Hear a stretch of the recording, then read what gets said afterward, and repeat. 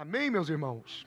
Graças a Deus. Eu quero que você pegue a sua Bíblia, enquanto você toma a sua Bíblia e abra na Epístola aos Hebreus, capítulo 3. O que vocês estão achando do nosso ministério de louvor da quarta-feira? Você pode aplaudir a Jesus pela vida deles? Está ficando cada vez melhor. Nós somos uma igreja que acreditamos na atmosfera de adoração, que atrai a revelação, que revela o Deus da revelação. Amém? Nós estamos estudando a Epístola aos Hebreus, capítulo de número 3. Eu aproveito para cumprimentar também e dar bem-vindo a todos os nossos internautas. Que Deus abençoe os que já estão conectados conosco. Graças a Deus o Senhor nos abençoou e a conexão está funcionando muito bem. Os irmãos têm sido participantes desse investimento. Deus abençoe cada um.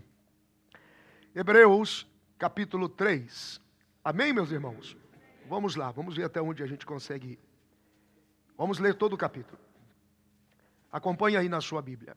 Por isso, irmãos, santos irmãos, participantes na vocação celestial, considerai a Cristo Jesus, apóstolo e sumo sacerdote da nossa confissão, sendo fiel ao que constituiu, como também o foi Moisés em toda a sua casa.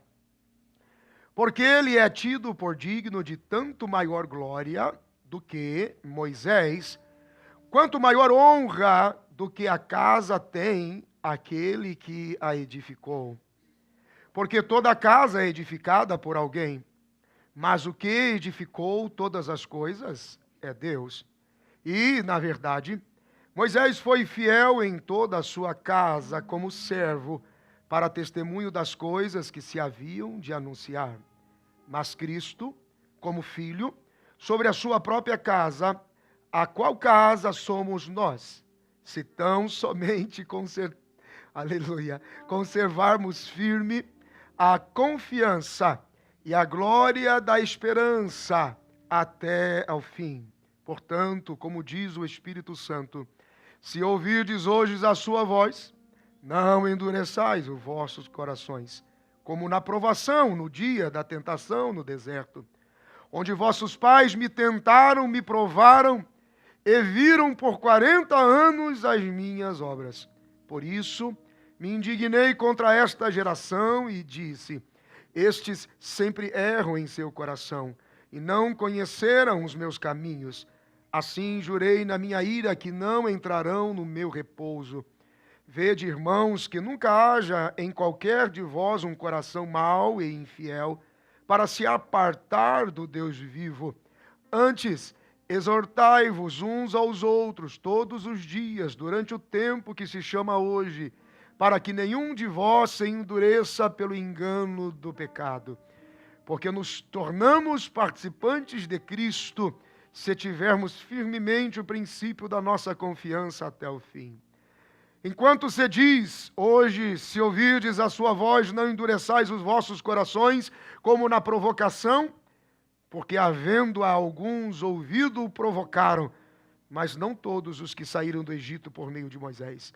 Mas com quem se indignou por 40 anos, não foi porventura com os que pecaram, cujos corpos caíram no deserto, e a quem jurou que não entrariam no seu repouso, senão aos que foram desobedientes, e vemos que não puderam entrar por causa da sua incredulidade.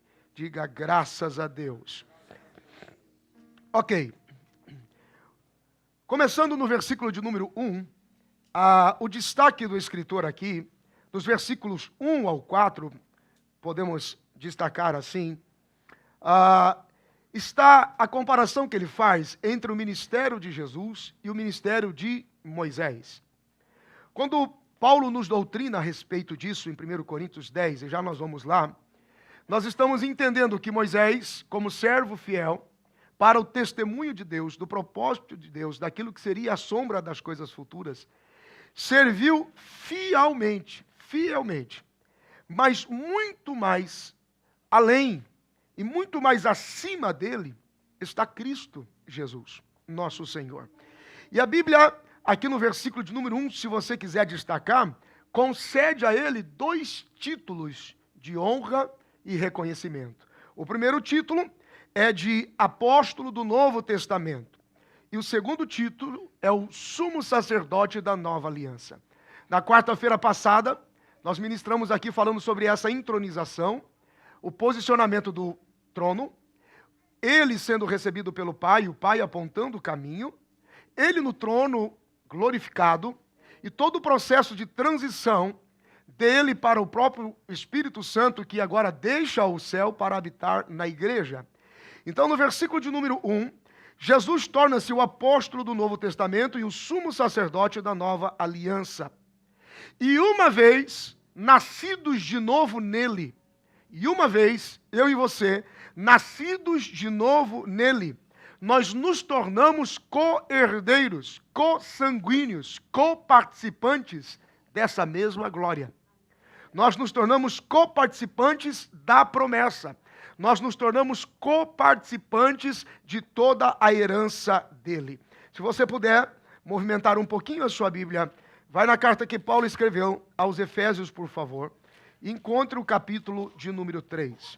Efésios, capítulo de número 3.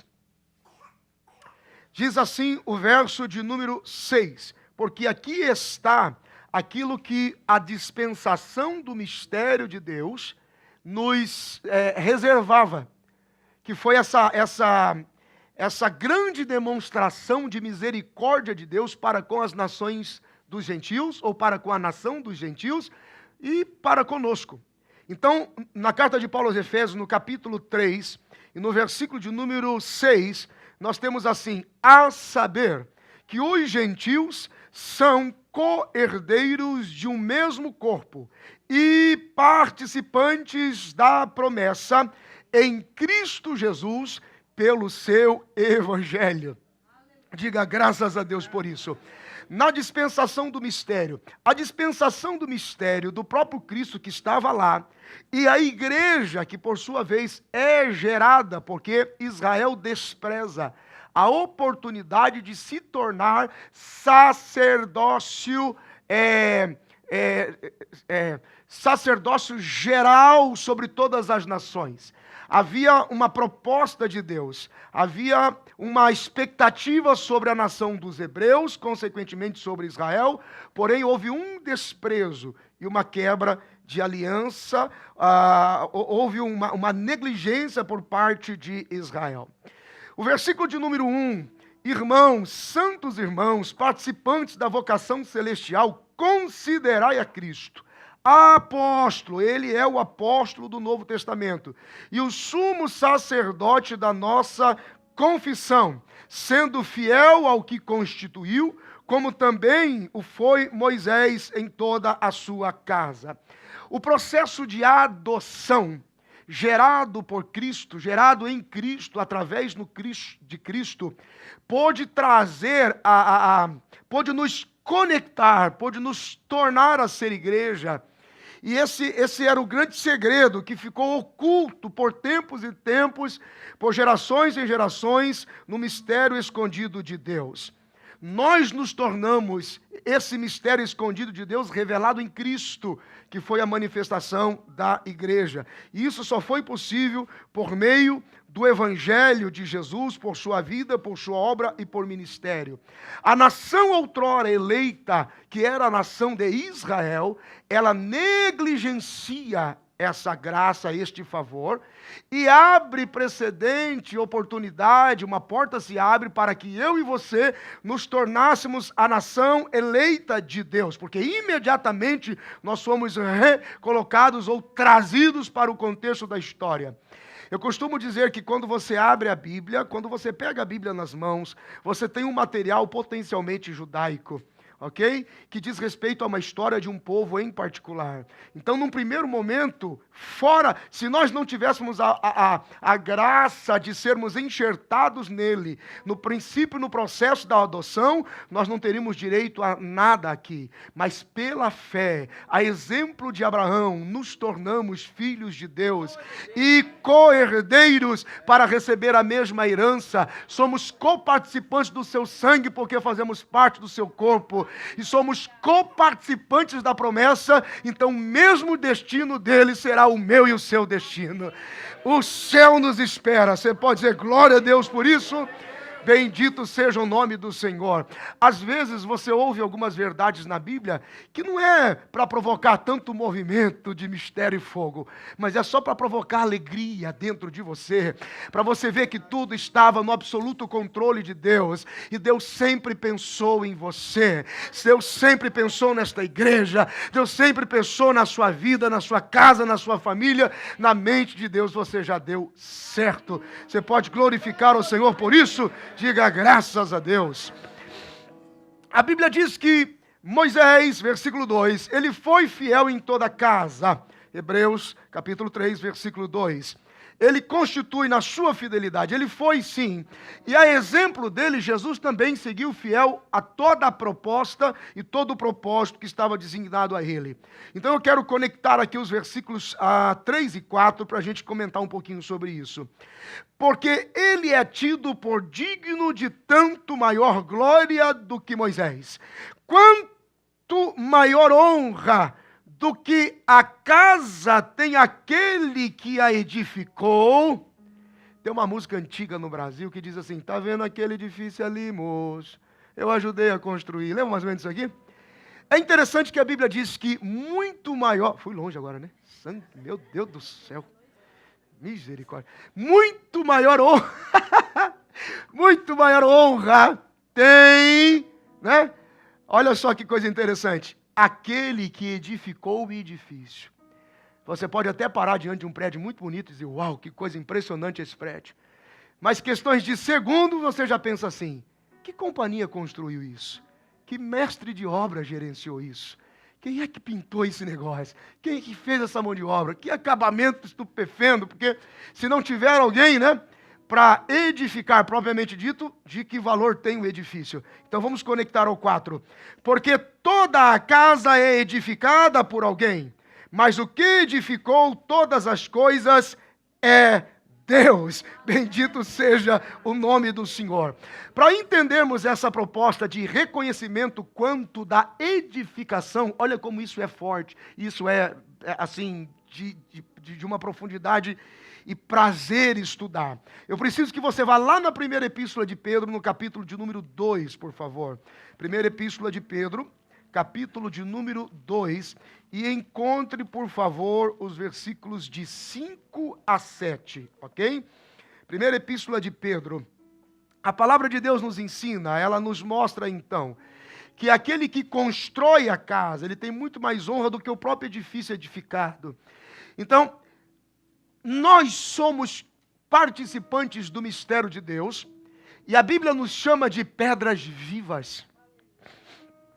E existe um processo aqui se desenvolvendo, e eu quero que você valorize cada minuto que você passa nessa vida. Cada embate, cada batalha, cada luta, cada provação, cada aflição, cada prova que você enfrenta, cada processo de lapidar de Deus que você enfrenta, porque nós estamos sendo preparados para uma grande edificação única na eternidade com Deus. E ali nós teremos a manifestação da glória do sacrifício de Cristo. Então vamos entender um pouquinho isto sobre essa questão do edifício, o que edificou a casa e o edifício, e aonde a gente se encaixa nisso. Primeira epístola de Pedro, capítulo de número 2, versículo de número 5.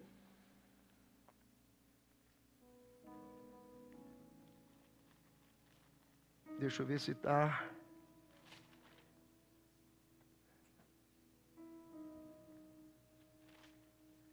Eu Eu acho que pode ser isso mesmo. Pode ser. Vamos no 5, que é melhor, que eu acho que fica mais fácil para tratar desse aspecto do sacerdócio espiritual que compete à igreja, tá? Vamos lá. Capítulo 2, versículo 5. Vós também, como pedras vivas, sois edificados, casa espiritual e sacerdócio santo. Por isso que aquele que constrói a casa tem maior honra do que o próprio edifício. Escute só. Para oferecer sacrifícios espirituais agradáveis a Deus por Jesus Cristo. Versículo 6. Por isso também, na Escritura se contém: eis que ponho em Sião a pedra principal, a pedra de esquina, a pedra angular, eleita e preciosa, e quem nela crer não será confundido. E assim para vós, os que credes, é preciosa, mas para os rebeldes, a pedra que os edificadores reprovaram, essa foi a principal, a pedra de esquina. Diga graças a Deus. Veja só, nós somos pedras vivas num processo sobrenatural de Deus. Cristo é a pedra angular, a base de tudo. E nós somos as pedras vivas que junto dele, co-herdeiro, coparticipantes dele, produzimos uma construção, uma edificação espiritual. Estas pedras vivas que somos eu e você, nós somos preparados longe do nosso destino, da nossa última morada junto de Deus por toda a eternidade. E nós estamos sendo preparados aqui na terra.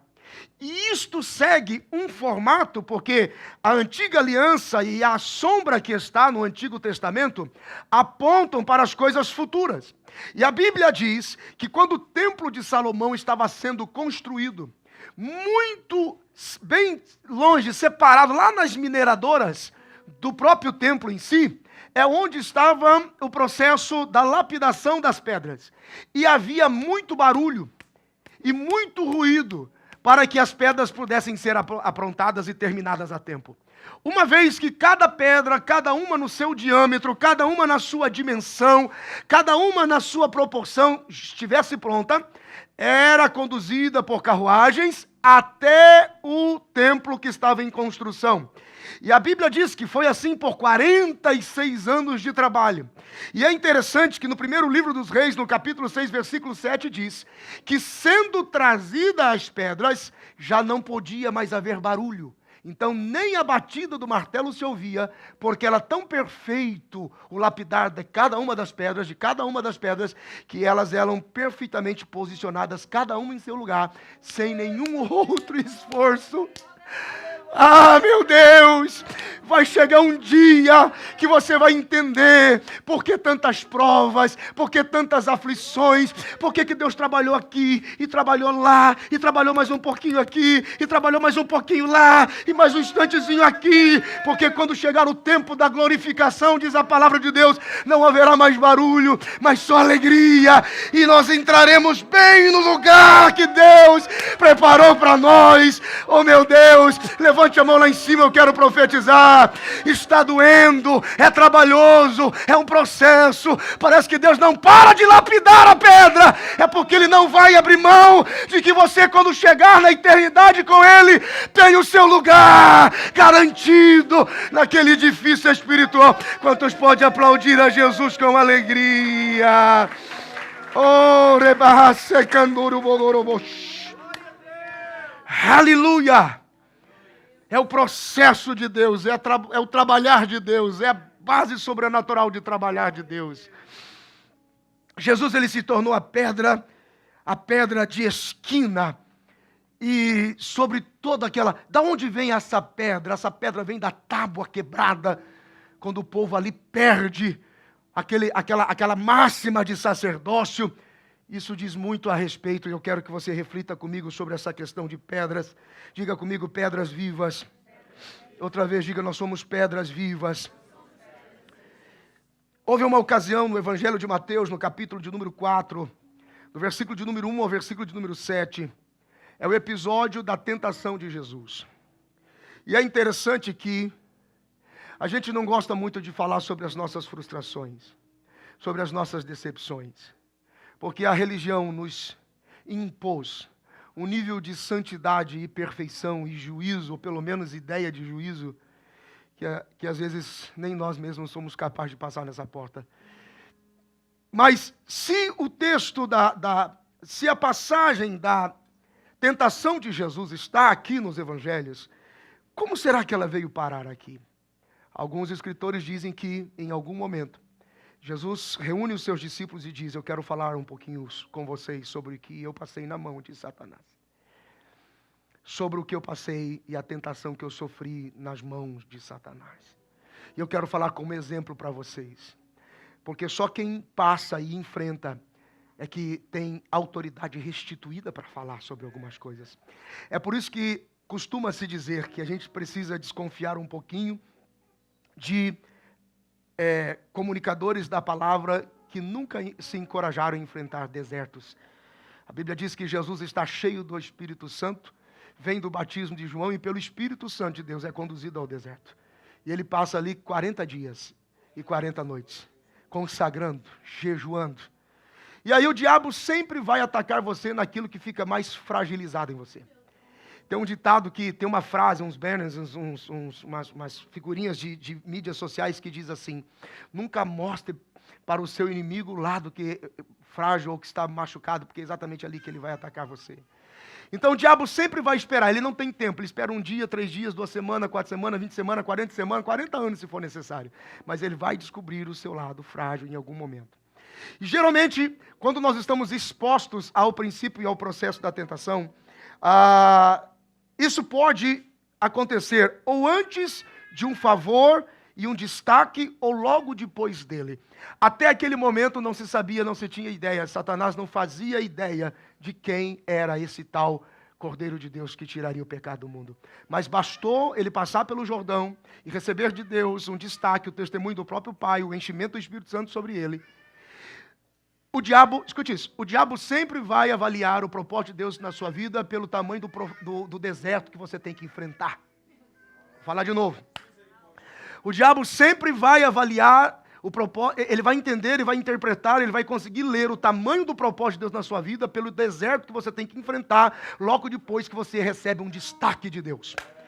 Ele olha para Jesus e diz assim: peraí, mas se esse homem vem do batismo, está cheio do Espírito, dá um testemunho sobrenatural e ele enfrenta um deserto logo depois de algo tão bom em seu favor. Você nunca se perguntou por que quando você tem a impressão que você vai descansar, que agora chegou o tempo de você celebrar, que agora chegou o tempo de fazer festa, que agora chegou o tempo de cantar, lhe sobrevém um deserto sem precedentes, lhe sobrevém um vento que você diz: da onde veio esse vento? Porque o diabo sabe que se ele não te parar ali, é a única chance que ele tem, porque ele sabe que deserto não é morada de crente, deserto é passagem na vida de crente. Ele tem que te matar ali, porque ele sabe que se você avançar e chegar do outro lado, ele não te pega mais. Você está entendendo esta palavra? Diga glória a Deus. Aleluia. Ele vai esperar o tempo que for necessário. E a Bíblia diz: e tendo chegado os 40 dias, teve fome. Por onde ele entrou? Pelo processo da comida, pelo processo da fome. E aí, pedra, logo com a pedra angular. É muito tonto esse Satanás. Logo com a pedra angular. Então começam as provações, começam as tentações. Está com fome? Muito tempo sem comer? Mas olha aí as pedras. Por que você não ordena que se transformem em pão? Pedra de esquina, a pedra angular, a pedra principal, a pedra desprezada pelo seu povo, mais amada pelos gentios e pela igreja. Que coisa tonta. Então nós temos algumas lições aqui. Quando nós estamos expostos e você ganha visibilidade porque a promessa de Deus se tornou evidente em você, para que toda a excelência seja de Deus, você vai enfrentar um deserto por alguns dias. E o diabo vai ter que tentar te matar ali, porque pelo tamanho do deserto, da prova, ele já sabe o que você vai se tornar lá na frente. Então ele tem que acabar com você ali. E aí ele começa a te confundir com coisas transitoriais, com coisas irrelevantes, com coisas finitas. E nós estamos lidando com coisas eternas. Então ele chega para Jesus e diz assim, ó, faz o seguinte, você acha que esse pessoal que vem atrás de você aí vai ter coragem para ir tão longe assim? Eles vão desistir no meio do caminho. Basta uma provaçãozinha e eles não voltam mais aqui. Então para com essa coisa de andar pelo deserto sem comer e pega já um pedaço de pedra e vira pão. E ensina que eles não serão tão determinados assim, que não vale a pena esperar tanta coisa assim. Então nós temos duas lições ali. A tentação sobreveio sobre ele para que ele desprezasse, para que ele negligenciasse, como todos os outros, a revelação que estava nas pedras. Quando ele diz assim, nem só de pão viverá o homem, mas de toda a palavra que sai da boca de Deus. Ele é o verbo, ele é a palavra e ele é a pedra de esquina.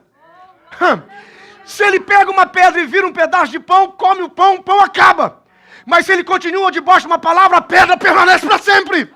E sobre essa pedra tem estrutura da igreja. Você está entendendo essa palavra? Oh, meu Deus do céu! Eles não vão lutar por muitas coisas. Dá um pedacinho de pedra para eles, diz que é pão, eles saem lambendo essa pedra porque eles não vão lutar por mais nada. E ele diz, não, nem só de pão viverá o homem, porque pão eu como agora, se eu não comer estraga, mofa, e ainda não sobra para mais nada. Mas se eu deixar a pedra ali, eu construo coisas em cima dela, e eu coloco estrutura em cima dela. Oh, você está entendendo até aqui, gente? O Arthur, nosso filho, ele está sendo visitado por Deus de uma forma muito particular. E é assim, muito espontâneo. Chega a ser constrangedor. Pai, posso orar? Pai, posso orar um pouco? Ele pede para nós se ele pode orar um pouco. E ele entra no quarto, coloca o louvor, a adoração que ele gosta de orar. E ele clama, que nos constrange. A gente fica tão constrangido. Bom, vamos pelo menos orar um pouquinho com ele, está ficando feio já. Já está ficando feio. E eu me lembro quando eu tinha os meus 14 anos, os meus 15 anos.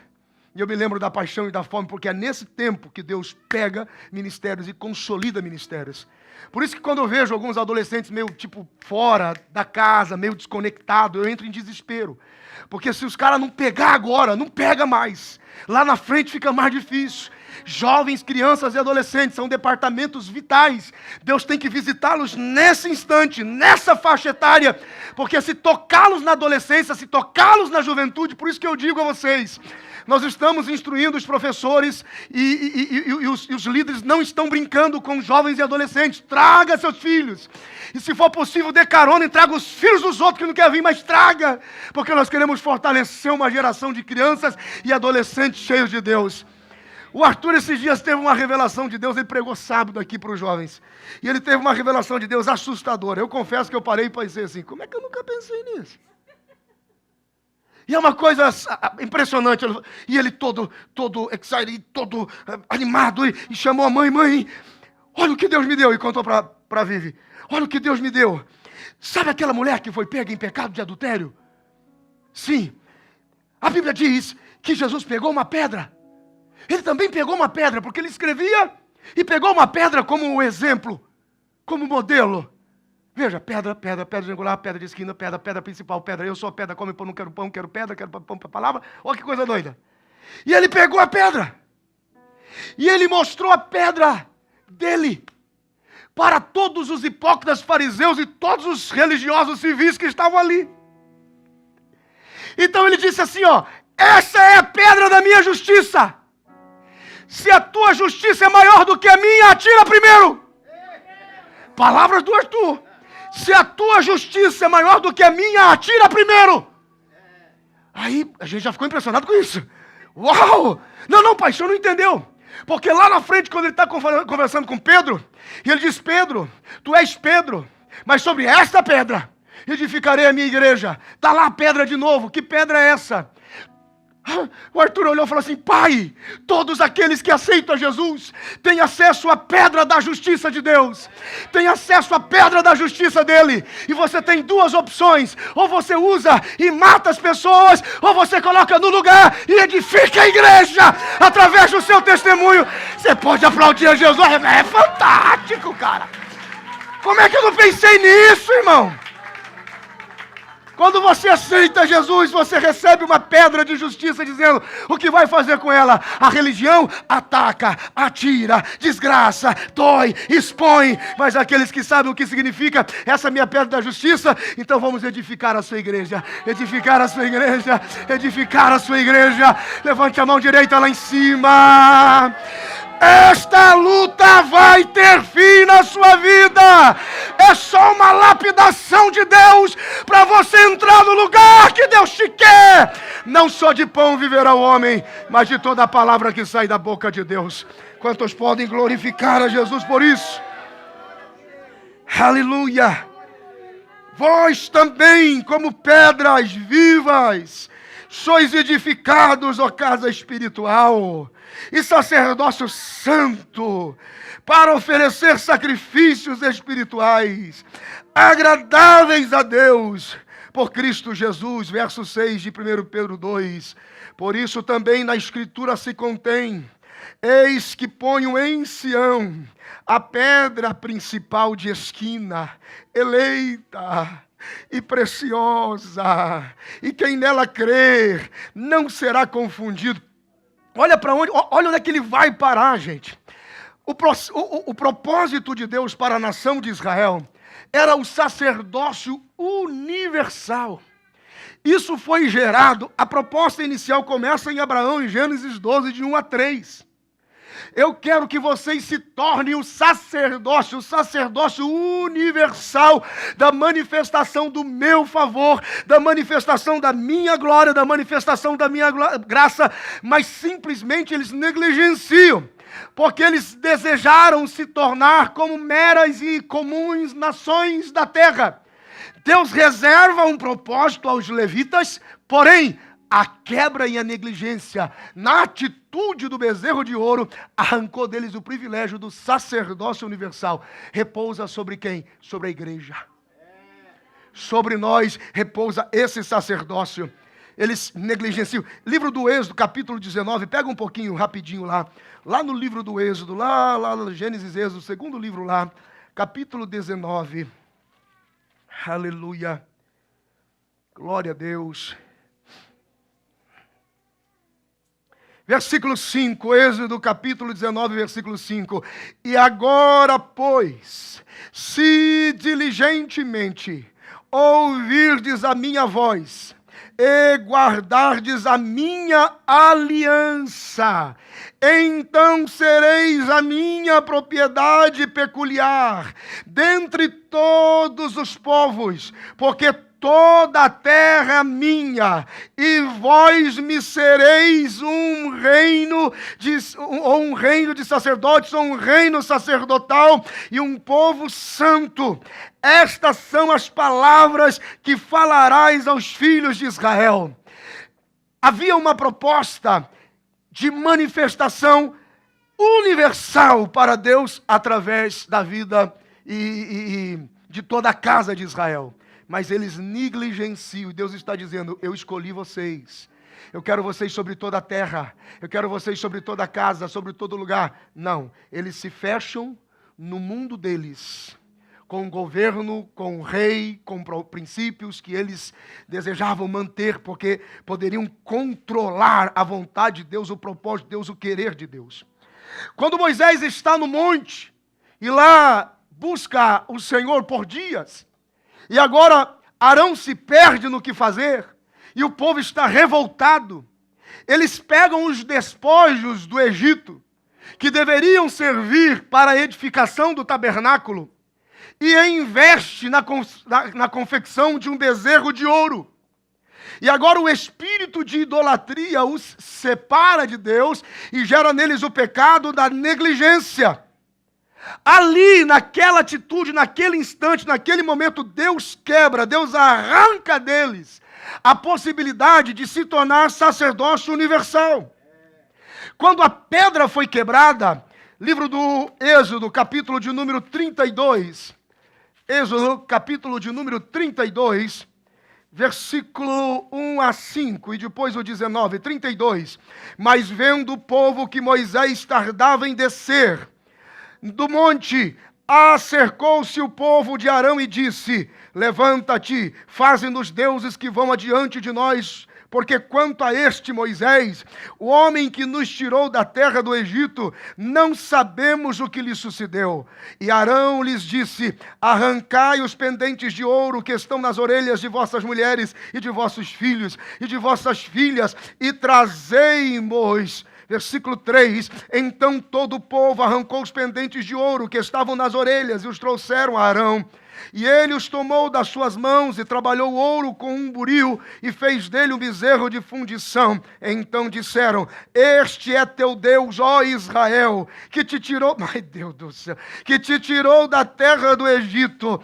E Arão, vendo isto, edificou um altar diante dele e apregoou Arão e disse: amanhã será a festa do Senhor. Olha o versículo 7. Então disse o Senhor para Moisés: até o capítulo 31 era meu povo. Do capítulo 32 a seguir, versículo 7. Desce, porque esse teu povo, porque fosse meu, se fosse meu, não se comportaria desse jeito. Só pode ser coisa aí de baixo. É o teu povo. Desce lá, vai ver o que eles estão aprontando lá, porque eles têm se corrompido. Versículo de número 19. E aconteceu que, chegando Moisés ao arraial e vendo o bezerro e as danças, acendeu-se-lhe o furor, arremessou as tábuas das suas mãos e quebrou-as ao pé do monte.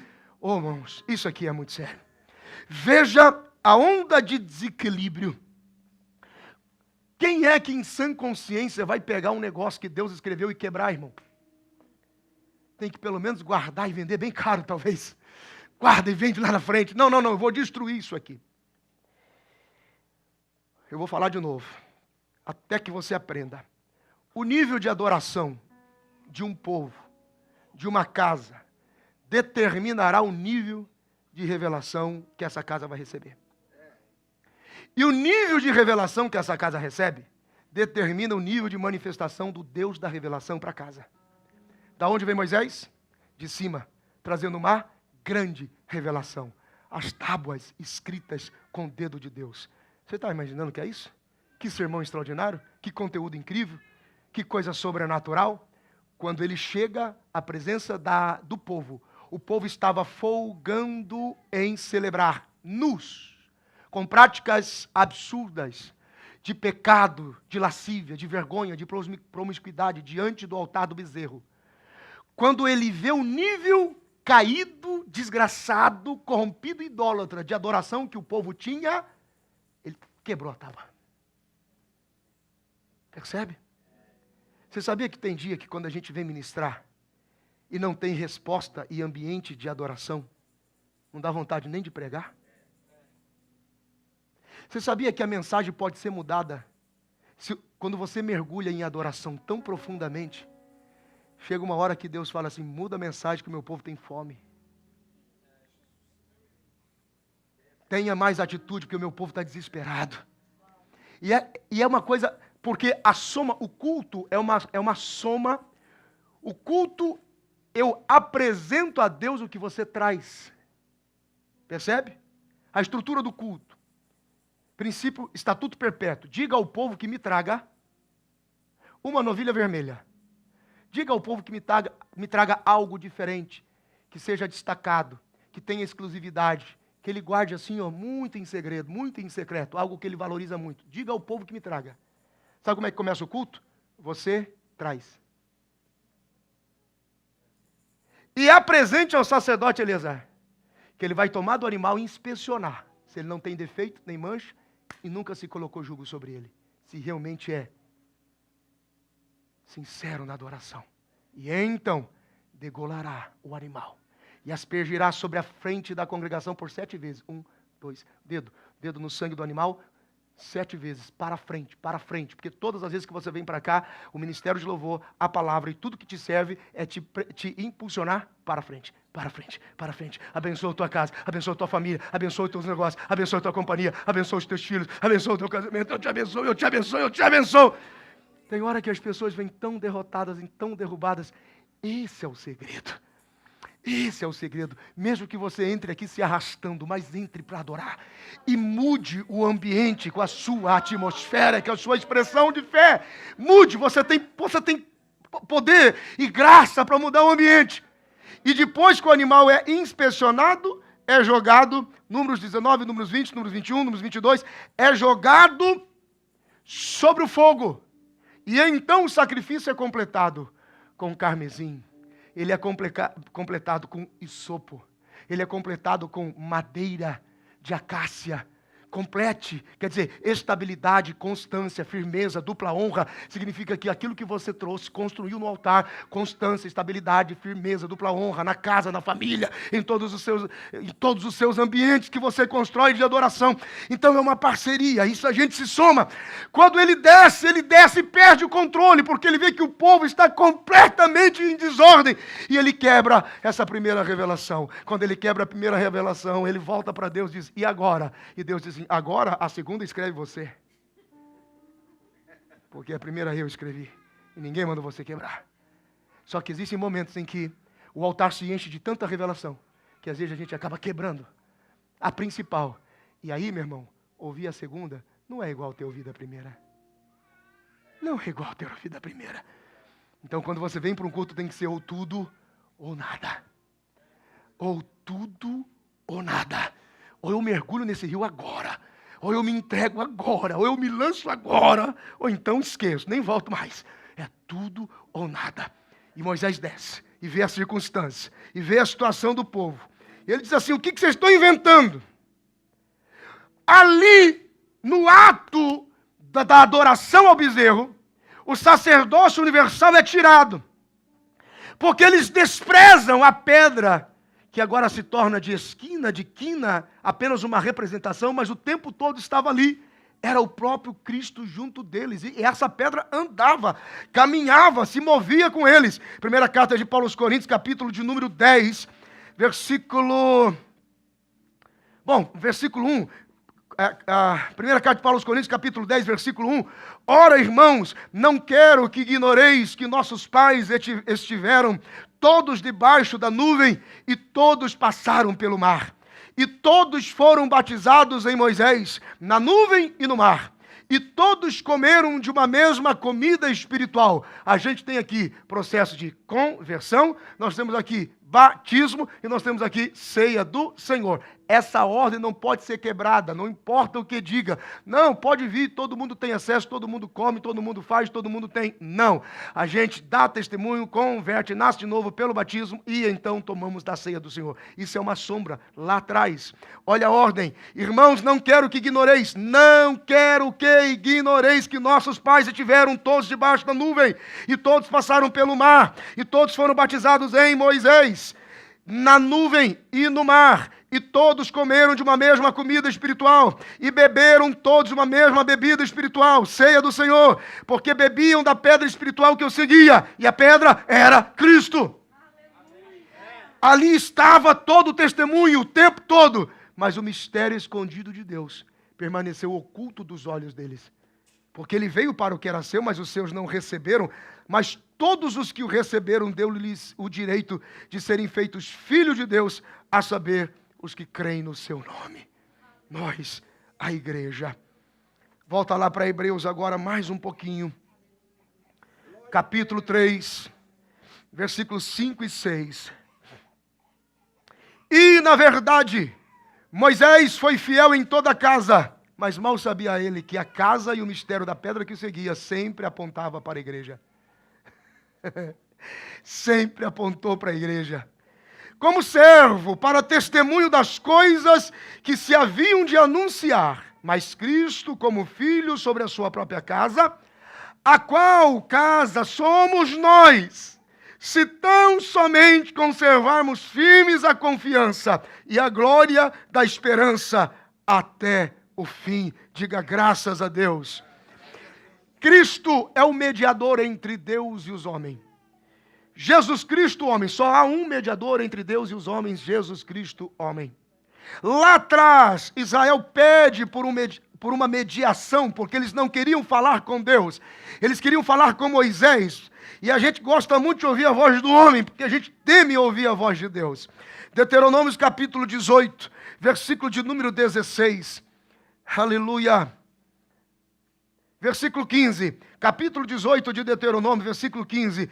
O Senhor teu Deus te levantará um profeta do meio de ti, de teus irmãos, como eu, a ele ouvireis, conforme a tudo o que pediste ao Senhor teu Deus em Horebe, no dia da assembleia, dizendo: não ouvirei mais a voz do Senhor teu Deus, nem mais verei este grande fogo para que não morra.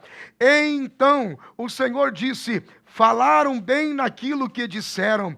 Eis, lhe suscitarei um profeta no meio de seus irmãos, como tu, e porei as minhas palavras na sua boca, e ele lhes falará tudo o que eu lhe ordenar. E será que qualquer que não ouvir as minhas palavras, que ele falar em meu nome, eu o requererei dele.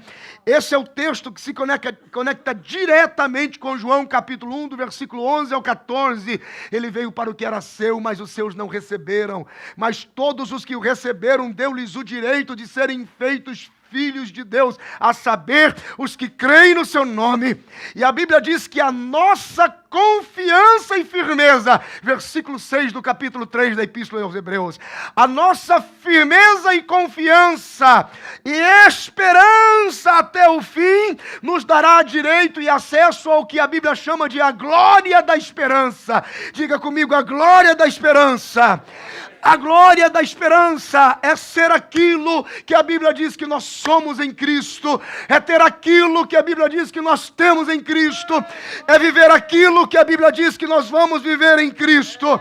Eu estou dizendo que se você estiver nele, haverá glória da esperança em você. O que significa a glória da esperança? Se você estiver nele, haverá completa satisfação física, haverá completa satisfação espiritual, haverá completa satisfação mental, haverá completa satisfação ministerial e propósito.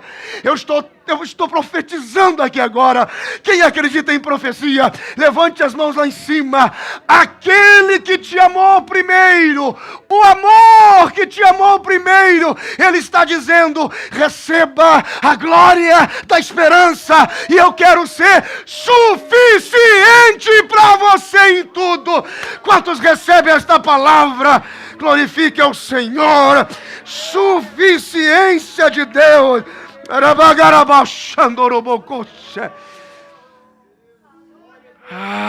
Glorificado seja o nome de Jesus.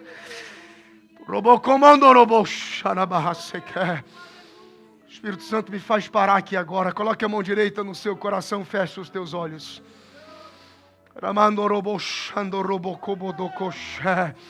Quando você ouviu aqui total e completa satisfação física, talvez você disse aí: só Deus e eu sabe como dói esse corpo, pastor. Jesus está curando alguém aqui esta noite agora.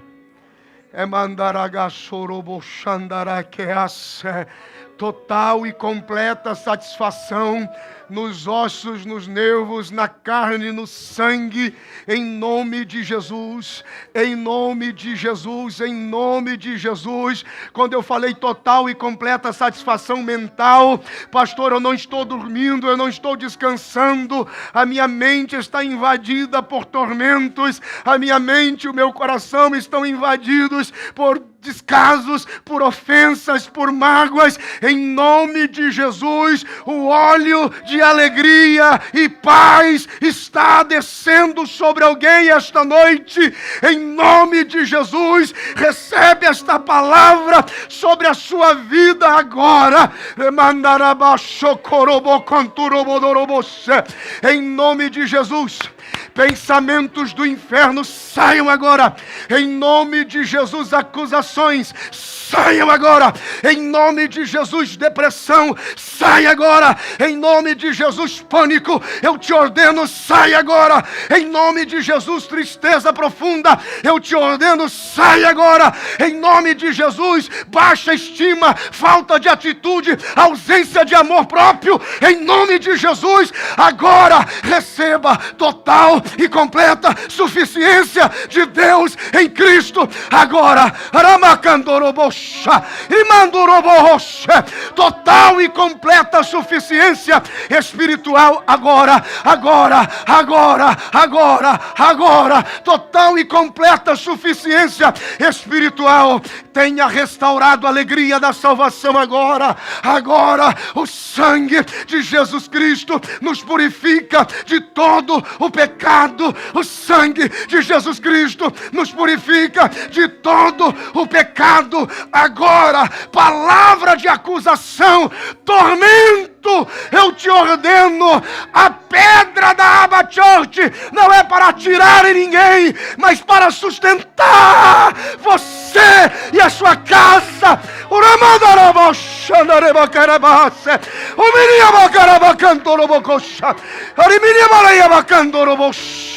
Aleluia. Fique de pé um instante.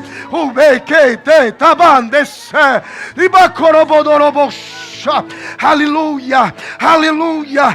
Eu estou ministrando sobre a sua vida a glória da esperança, a glória da esperança, a glória da esperança. Receba esta palavra.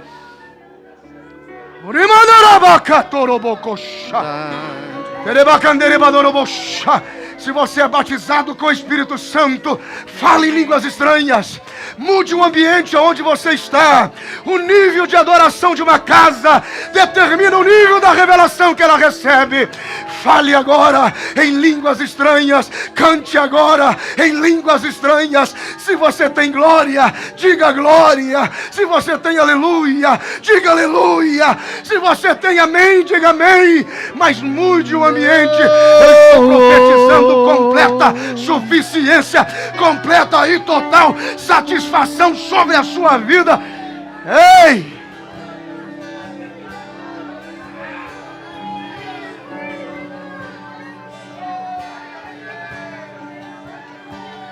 Eu vou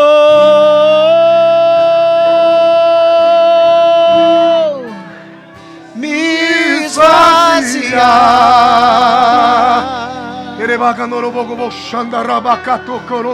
pra você. Deus está mudando o diagnóstico. Ele está tocando no seu corpo. Tem cura de Deus.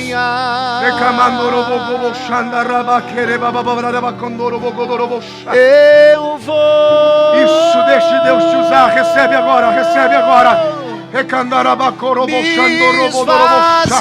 Toda palavra de acusação e ofensa.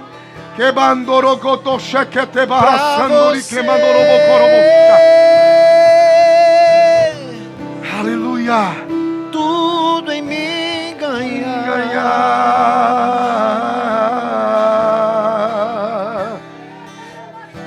O teu amor está ganhando forma. Teu amor está ganhando forma. Ai, meu Deus. Teu amor está ganhando forma em mim. Porque Ele é o nosso Deus e nós o seu povo. Povo do seu pasto e ovelhas da sua mão. E se hoje ouvires a sua voz, não endureçais os vossos corações, como no dia da provação, no dia da tentação no deserto. Se Deus está falando com você, adore Ele. Responda a Ele, responda a Ele, responda a Ele. Em mim. Oh, meu Deus, se você conhece, cante. Eu vou, diga, me esvaziar, diga, pra você. Oh, meu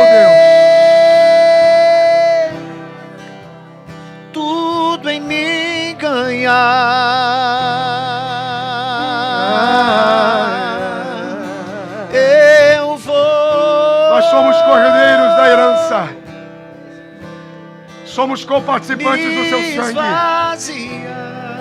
Nós somos cordeiros da promessa, nós temos um destino nele. Nós somos o que a Bíblia diz que nós somos. Nós vamos viver o que a Bíblia diz que nós vamos viver. Nós vamos conquistar o que a Bíblia diz que nós vamos conquistar. Vamos fazer a nossa oração do começo? Pequenos grupos de oração, de mãos dadas. Feche, pequenos grupos. Feche, círculos de irmãos. Agora.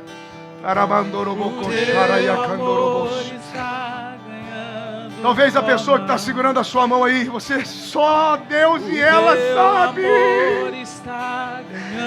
como as coisas estão indo.